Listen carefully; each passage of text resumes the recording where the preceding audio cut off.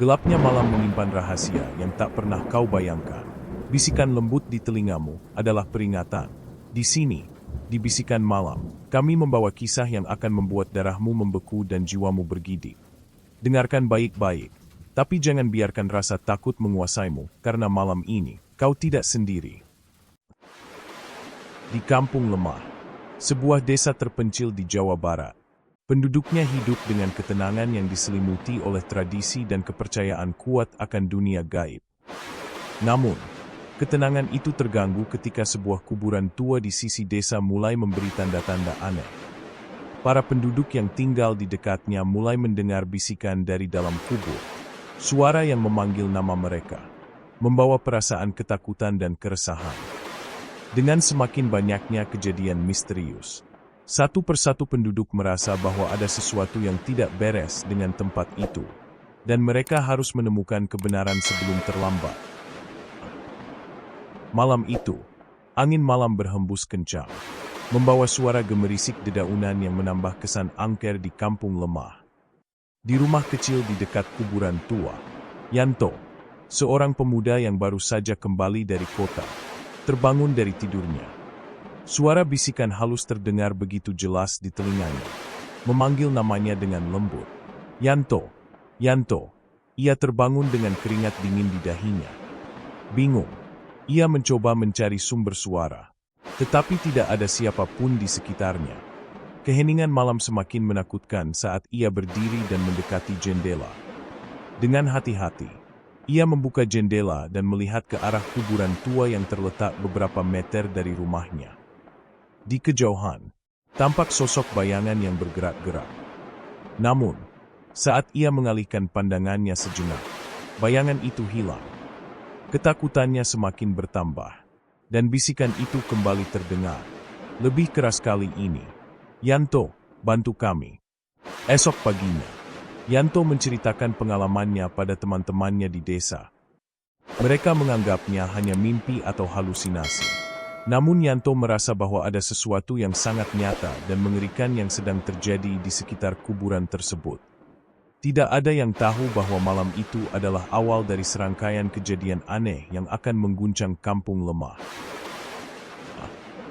Setelah malam pertama yang menegangkan, Yanto tidak bisa tidur nyenyak. Setiap malam, bisikan itu semakin sering terdengar. Ia merasa tertekan dan takut. Namun keingintahuannya tentang apa yang sebenarnya terjadi membuatnya tidak bisa menahan diri untuk mencari tahu. Suatu malam, ia memutuskan untuk pergi ke kuburan tua itu dan mencari petunjuk lebih lanjut. Dengan membawa senter, ia melangkah pelan-pelan menuju lokasi tersebut. Sesampainya di kuburan, suasana terasa sangat mencekam. Angin malam yang sepi hanya terdengar desiran, dan suara alam sekitar seolah menghilang. Di hadapannya, kuburan tua yang sudah lama tak terurus itu terlihat lebih gelap daripada biasanya.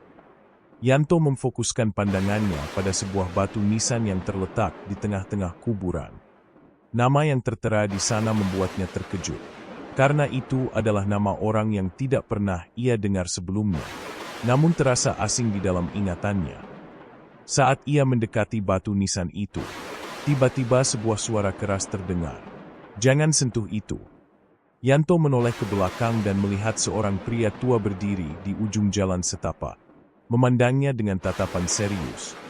Pria itu memperingatkan Yanto untuk segera meninggalkan kuburan. Tetapi Yanto merasa ada sesuatu yang harus ia temukan, dan ia mulai menggali lebih dalam ke dalam kegelapan malam. Esok paginya, Yanto tidak bisa menghapus bayangan pria tua yang memperingatkannya di kuburan.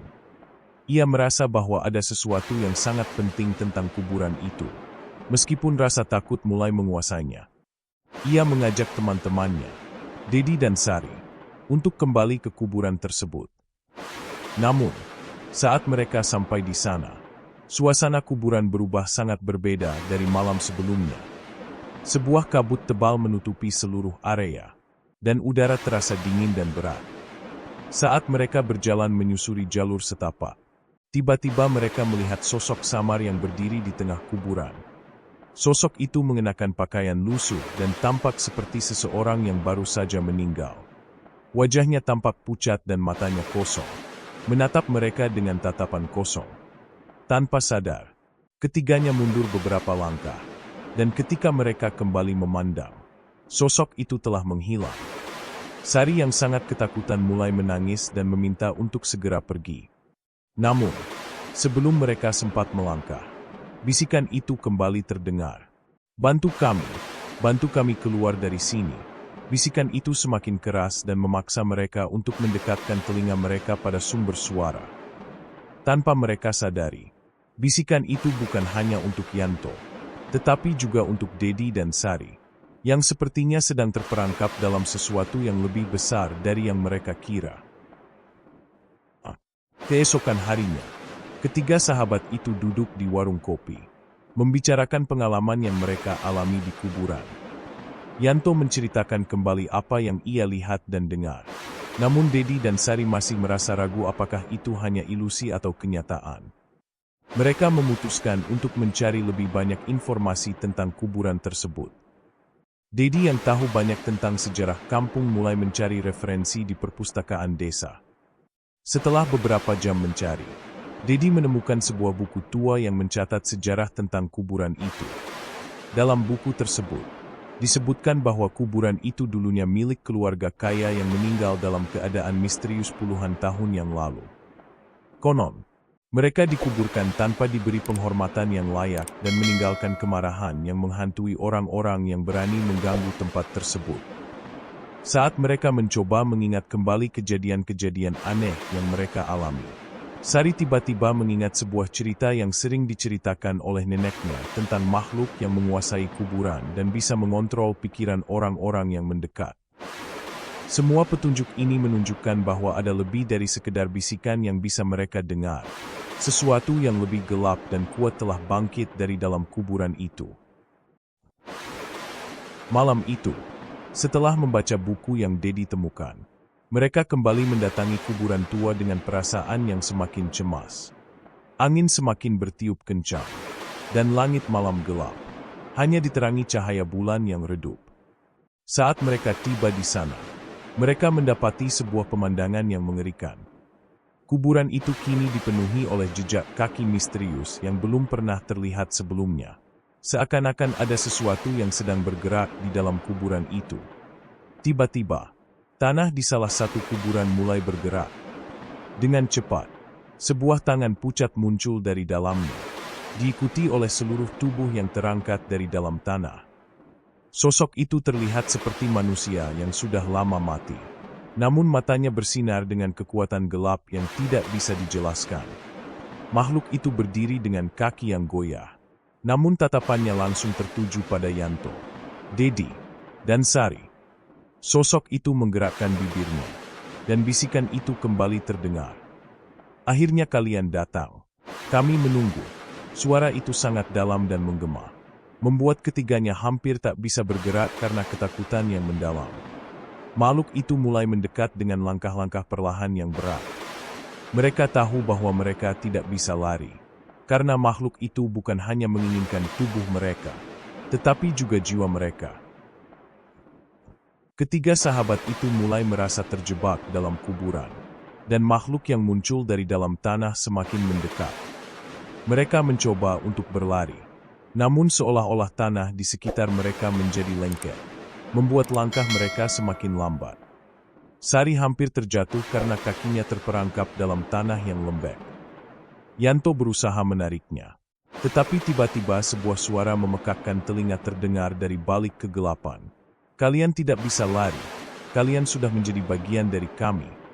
Dengan ketakutan yang mendalam, mereka berlari secepat mungkin. Namun semakin jauh mereka pergi, semakin gelap suasana menjadi. Jalan setapak yang biasanya terlihat jelas kini berubah menjadi kabut tebal, membuat mereka kehilangan arah. Ketiganya merasa ada sesuatu yang mengamati mereka dari balik kabut. Tiba-tiba, mereka mendengar suara langkah-langkah berat mendekat.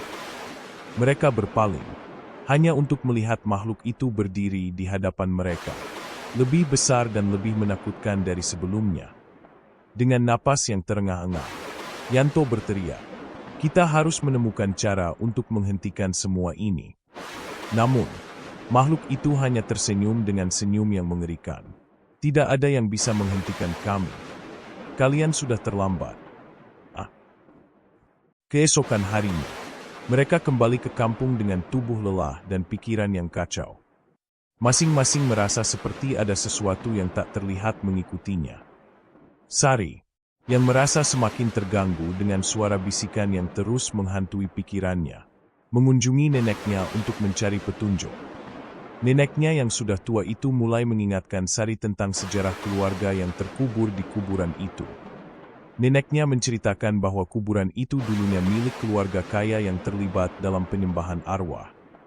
Keluarga tersebut melakukan praktik-praktik gelap untuk memperoleh kekuatan dan kekayaan yang tak terbatas. Namun, pada suatu malam, mereka dibunuh secara misterius oleh pihak luar yang menganggap mereka telah melewati batas. Arwah mereka terperangkap dalam kuburan yang kemudian menjadi tempat terkutuk. Setiap orang yang datang akan mendengar bisikan, dan jika mereka tidak berhati-hati, mereka akan dibawa menjadi bagian dari mereka. Sari menceritakan semuanya kepada Yanto dan Dedi. Mereka sadar bahwa mereka tidak bisa lagi mengabaikan apa yang terjadi.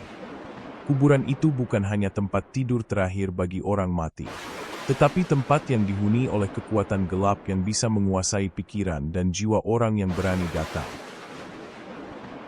Yanto, Dedi, dan Sari memutuskan untuk kembali lagi ke kuburan tersebut.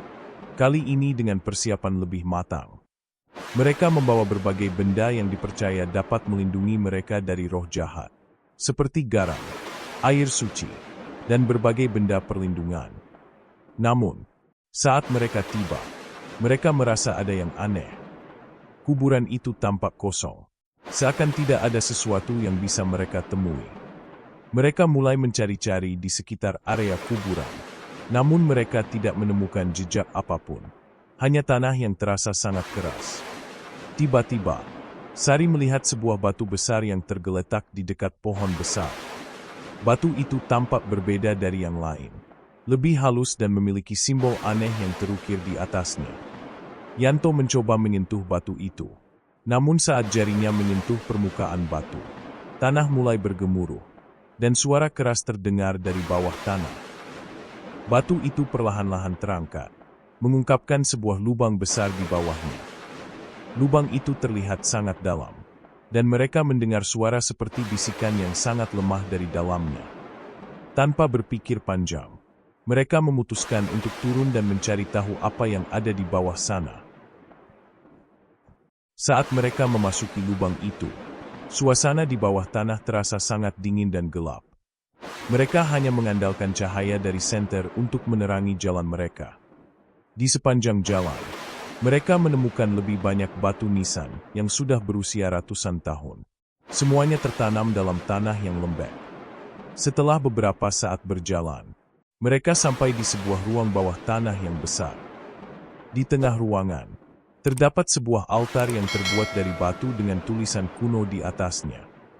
Sari merasa gelisah, karena ia bisa merasakan sesuatu yang mengawasi mereka dari kegelapan. Saat mereka mendekati altar, sebuah cahaya tiba-tiba menyinari ruangan itu. Tiba-tiba, bayangan gelap muncul di depan mereka, dan suara itu kembali terdengar. "Kalian datang untuk mengganggu ketenangan kami." Sosok itu perlahan-lahan mulai mengambil bentuk manusia. Namun tubuhnya terbuat dari bayangan gelap yang bergerak seperti asap. Yanto, Dedi, dan Sari mencoba mundur. Namun mereka terperangkap dalam ruang itu. Altar yang mereka temui ternyata adalah titik pusat dari semua kekuatan jahat yang menguasai kuburan. Mereka harus menemukan cara untuk menghancurkan altar sebelum mereka menjadi bagian dari dunia gelap itu. Malam semakin larut, dan ketiga sahabat itu merasa terperangkap dalam ruang bawah tanah yang menakutkan. Suara bisikan semakin keras, dan bayangan gelap itu mulai mendekat dengan cepat. Tiba-tiba, Yanto mengingat kembali apa yang diceritakan oleh Nenek Sari, bahwa untuk menghentikan kutukan di kuburan, mereka harus melakukan sebuah pengorbanan. Namun, pengorbanan itu harus berasal dari seseorang yang rela mengorbankan hidupnya untuk menenangkan arwah yang terperangkap. Mereka berdiskusi tentang kemungkinan pengorbanan ini. Sari merasa takut. Namun ia tahu bahwa ini adalah satu-satunya cara untuk menghentikan makhluk-makhluk itu. Namun, ketika mereka mencoba mencari cara untuk melaksanakan pengorbanan tersebut, mereka merasa semakin terhimpit oleh kekuatan gelap yang semakin kuat. Tiba-tiba, Dedi yang merasa putus asa mengusulkan untuk mengorbankan dirinya sendiri. Ia percaya bahwa ini adalah satu-satunya jalan untuk menyelamatkan teman-temannya dan mengakhiri teror yang mereka alami. Dengan air mata di mata, ia memutuskan untuk berdiri di depan altar, siap untuk mengorbankan dirinya demi keselamatan teman-temannya. Dedi berdiri di depan altar dengan ekspresi tegar. Meski di dalam hatinya ia merasa ketakutan. "Aku akan melakukannya," kata Dedi pelan. Matanya penuh tekad. Sari dan Yanto terdiam. Tidak tahu apa yang harus mereka lakukan selain mendukung keputusan Dedi. Mereka bisa merasakan kekuatan gelap yang semakin menghimpit mereka, membuat udara terasa semakin berat. Bisikan itu semakin menguat, semakin mendalam, seolah-olah seluruh dunia di sekitar mereka mulai terhimpit oleh kegelapan. Dedi memejamkan matanya dan mulai mengucapkan kata-kata yang tidak mereka mengerti. Cahaya dari altar itu semakin terang, menyoroti tubuh Dedi yang perlahan-lahan mulai menyatu dengan energi yang ada di sekitar mereka. Tanpa bisa mereka tahan, sebuah teriakan keras terdengar dari tubuh Dedi, dan seketika tubuhnya terselubung oleh kabut gelap. Sari dan Yanto terjatuh, panik, dan kebingungan, menyaksikan teman mereka menghilang begitu saja. Dalam sekejap mata, altar itu mengeluarkan sebuah letusan cahaya yang sangat terang. Ketiganya merasa ada yang berubah. Namun saat pandangan mereka kembali normal, Dedi sudah tidak ada lagi. Kegelapan yang menyelimuti mereka mulai surut, dan bisikan itu perlahan menghilang. Namun, meski keheningan datang, ketiganya tahu bahwa pengorbanan ini belum sepenuhnya mengakhiri segalanya. Dengan perasaan yang bercampur aduk, Yanto dan Sari kembali ke permukaan, membawa beban kehilangan teman mereka. Mereka merasa tidak sepenuhnya bebas dari kutukan yang telah menghantui kampung lemah. Saat kembali ke desa, mereka mendapati suasana yang sangat berbeda. Meskipun tampaknya dunia kembali tenang, ada perasaan aneh yang menyelimuti setiap sudut desa. Mereka mendekati rumah Sari, di mana neneknya menunggu dengan cemas.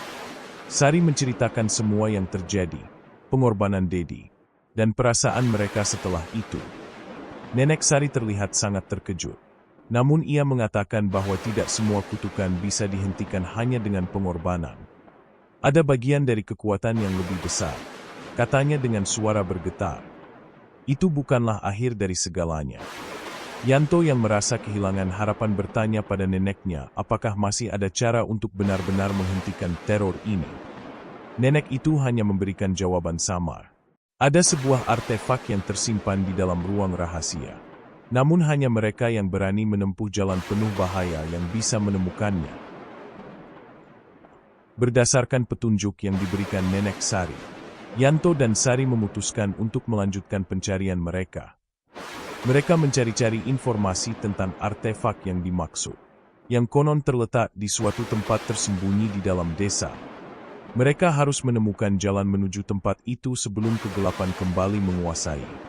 Mereka mengunjungi sebuah gua yang dikenal oleh penduduk desa sebagai tempat yang terkutuk. Namun, meskipun suasana gua itu sepi, ada tanda-tanda bahwa ada sesuatu yang lebih dari sekedar kegelapan biasa di dalamnya. Yanto dan Sari melangkah lebih jauh ke dalam gua, mengikuti jalan sempit yang membawa mereka lebih dalam ke dalam perut bumi. Di sana, mereka menemukan sebuah ruangan yang penuh dengan lukisan kuno dan simbol yang sangat mengerikan. Tiba-tiba, sebuah suara terdengar dari belakang mereka. Tidak ada jalan keluar, kecuali kalian memiliki kekuatan yang lebih besar. Mereka berbalik dan melihat sosok yang mengerikan. Sosok yang mereka kenal. Makhluk dari kuburan yang telah menguasai Dedi. Namun, kali ini, makhluk itu tampak lebih kuat dan siap untuk menghancurkan mereka. Makhluk itu mulai mendekat dengan gerakan yang mengancam. Sari dan Yanto tahu bahwa ini adalah ujian terakhir mereka. Mereka harus mengalahkan makhluk itu dan menghancurkan artefak yang memiliki kekuatan untuk membebaskan dunia dari kutukan kuburan yang mengerikan. Mereka meraba-raba sekitar gua, mencari benda atau senjata yang bisa digunakan untuk melawan makhluk tersebut. Tiba-tiba, Yanto menemukan sebuah pedang tua yang tergeletak di atas altar kuno yang ada di gua itu. Dengan penuh keberanian, Yanto menghunus pedang itu dan melangkah maju, berhadapan dengan makhluk yang telah menguasai banyak jiwa. "Kamu tidak akan menang," teriak Yanto, matanya penuh dengan tekad. Pedang itu memancarkan cahaya biru yang menyinari kegelapan di sekitar mereka. Makhluk itu mulai menyerang dengan kekuatan yang luar biasa. Namun setiap serangannya mampu dihentikan oleh kekuatan pedang tersebut. Sari yang berada di sisi Yanto merasa ada perubahan di dalam dirinya. Ia mengingat semua yang telah terjadi, pengorbanan Dedi, dan penderitaan yang mereka alami. Dengan keberanian yang tumbuh dalam dirinya, Sari mengangkat kedua tangannya dan membaca mantra yang ditemukan di antara simbol-simbol kuno di gua tersebut. Tiba-tiba, cahaya yang sangat terang menyelimuti seluruh gua, menghancurkan segala sesuatu yang ada di hadapan mereka. Ketika cahaya itu mereda, makhluk yang menguasai kuburan itu sudah tidak ada lagi. Gua itu kini hening, dan udara terasa lebih segar. Yanto dan Sari duduk kelelahan, namun perasaan lega mulai menyelimuti mereka. Mereka telah mengalahkan kutukan yang telah menghantui kampung lemah selama bertahun-tahun.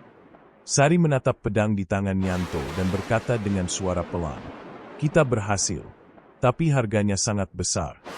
Mereka kembali ke desa dan menemukan bahwa penduduk desa mulai sadar bahwa ketenangan yang mereka rasakan selama ini hanya ilusi.